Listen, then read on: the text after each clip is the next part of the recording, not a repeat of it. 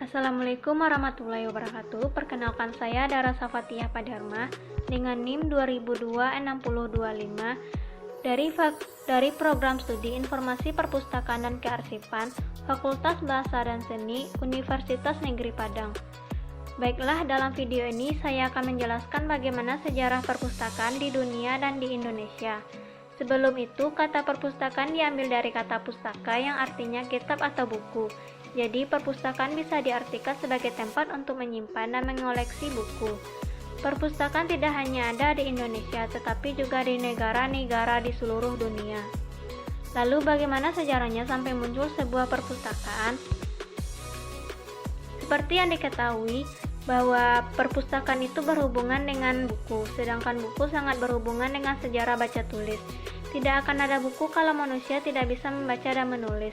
Sehingga dapat dikatakan bahwa perkembangan perpustakaan tidak dapat dipisahkan dari sejarah manusia, yakni manusia tidak hidup menetap, tetapi mengembara dari satu tempat ke tempat yang lain.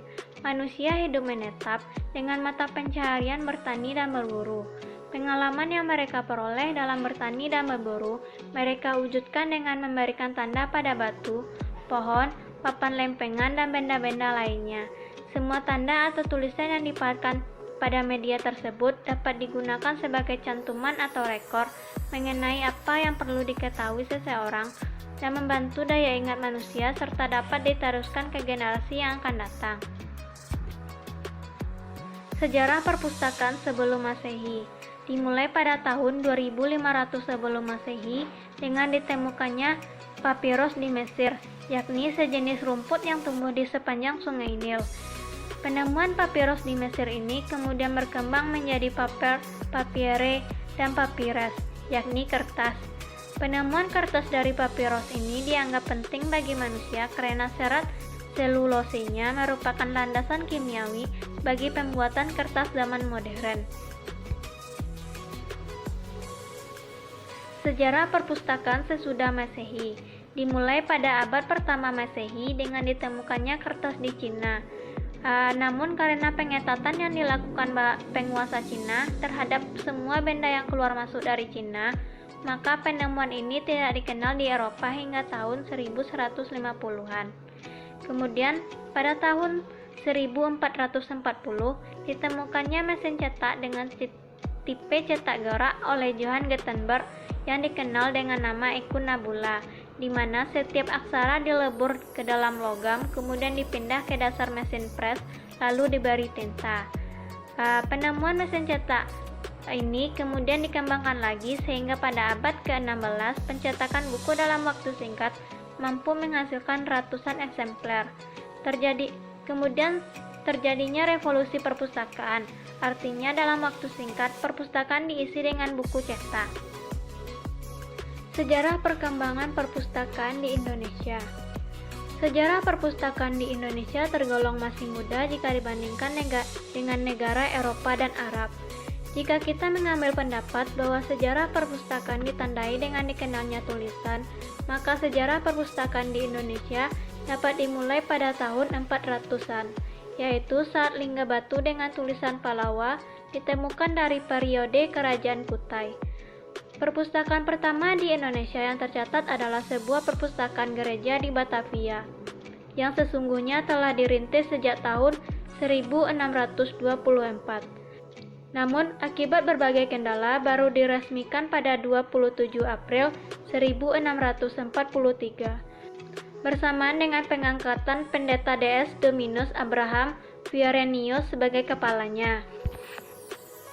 Perpustakaan di Indonesia yang tercatat keberadaannya setelah itu adalah perpustakaan milik Batavias, Genootschap van Kunsten en Wetenschappen.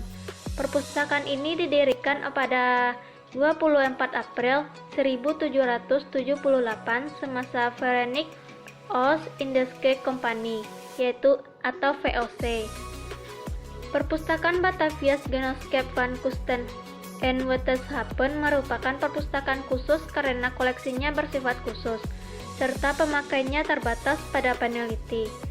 Sistem tanam paksa secara tidak langsung mendorong pendirian perpustakaan penelitian di bidang pertanian serta tumbuhnya majalah pertanian di Indonesia. Salah satu perpustakaan pertanian yang paling tua serta masih sinta sampai saat ini ialah Bibliothèque Lans Piantentiun de Buitenzong yang didirikan pada tahun 1842 yang sekarang menjadi Bibliotheca Bogoriensis. Pemerintahan Hindia Belanda mendirikan sekolah bagi pribumi yang dinamakan Volkschool, yaitu sekolah rakyat, yang menerima tamatan sekolah rendah angka 2. Perpustakaan pada Volkschool disebut Volksbibliotheks, dengan koleksi dipasok oleh Volkslektur atau kelak berubah menjadi balai pustaka. Volksbibliotheks melayani bacaan bagi guru, murid, dan penduduk sekitar sekolah. Pelayanan untuk penduduk sekitar ini merupakan langkah maju karena dengan demikian, perpustakaan sekolah sudah terlibat dalam kegiatan komunitas. Sesuatu yang baru dilancarkan UNESCO 60 tahun kemudian. Murid dan guru tidak dipungut bayaran, sedangkan komunitas setempat harus membayar 2,5 sen untuk 2 buku yang dipinjam selama 2 minggu. Karena Volkschool berada di bawah wewenang kantor pendidikan, maka secara berkala inspektur sekolah memeriksa perpustakaan yang mencakup inventaris perpustakaan serta data peminjaman.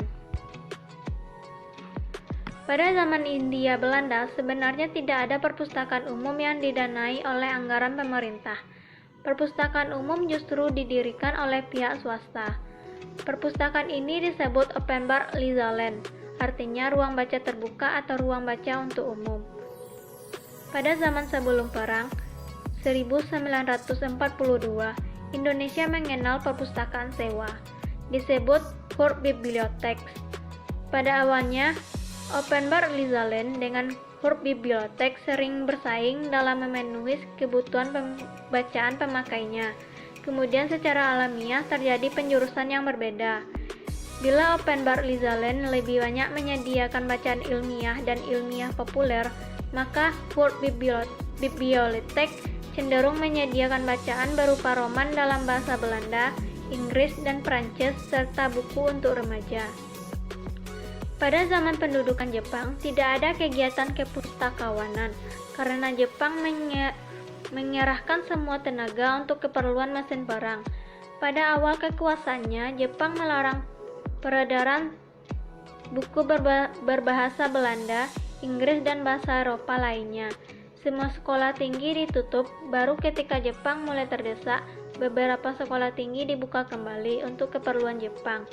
Akhirnya, Perpustakaan Nasional Republik Indonesia didirikan di Jakarta dan Rijksmuseum di Amsterdam.